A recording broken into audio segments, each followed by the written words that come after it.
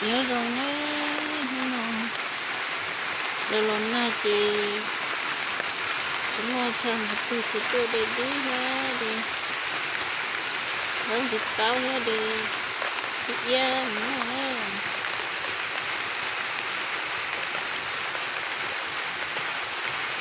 đến đây mà lần này đi kia rồi một cái khách thôi chị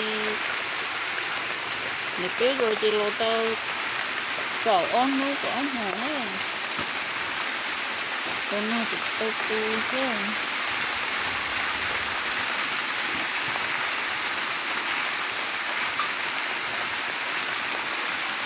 cái này có xía chị nó tên nó sẽ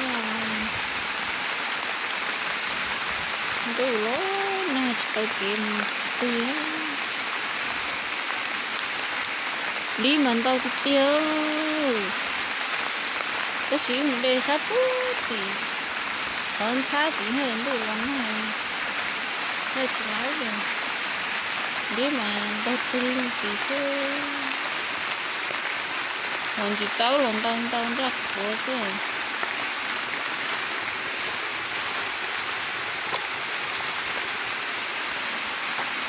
thì mình thấy tôi đây đó mình đi về lấy cái đi thôi chỉ cho chị tao nữa mình có muốn đi tao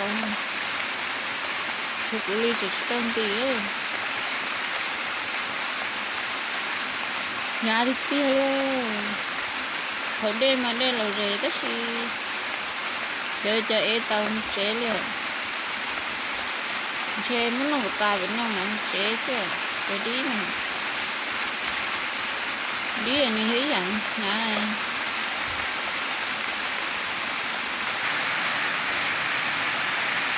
lần này nó ta đi xuống cái tích thôi lần nào phố hơn nhé nó tao kiếm một cái rồi tôi đây lắm là phải nhìn nó thế nào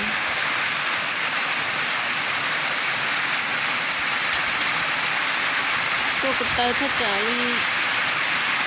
đi xuống một cái nữa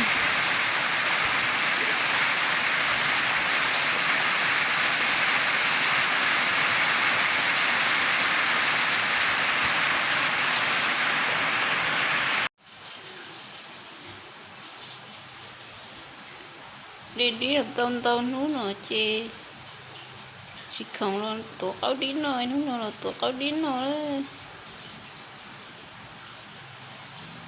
từ nhớ về nó tôi bên nó ý phía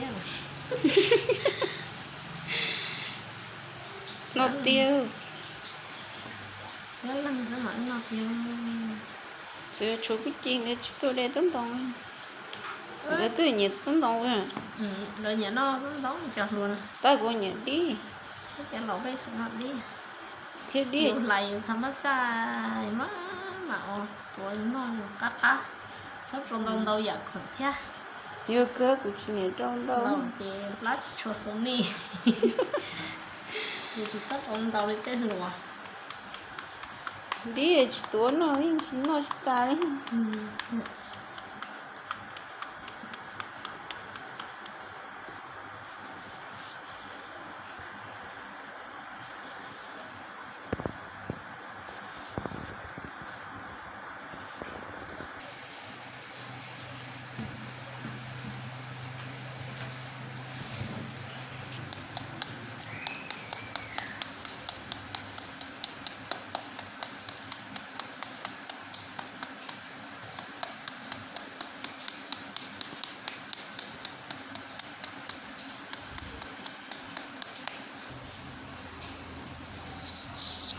của sống thái rồi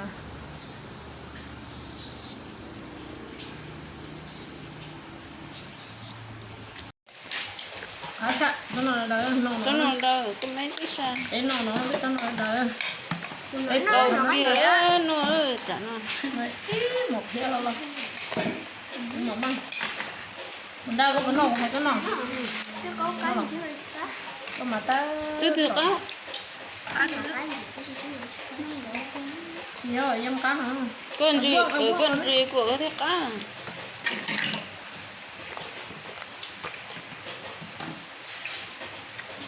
Bắt cá chứ. Đâu đi rồi. Trời. Nó trời. Nó trời Một chị cái nó nó phải cái này rồi. gì trời chị ơi, chị mà không bún cũng tao Rồi, cái này nó ra nó tên chúa hả cái gì một trâu cái đâu đâu có khéo tận nó mấy đây là người không biết xài. nhá Có cái nó, có hay cái nó. Chứ không nó. Nó mà. Giác qua. Giác qua. nhiều cô Ra nó nè. trên tao nữa Lên cho mình. Tao buông mà mẹ. trăng nữa ha Nếu mà mới trời có cuốn mà xuống đâu rồi. không bún chỉ chua gồm á Mày kia.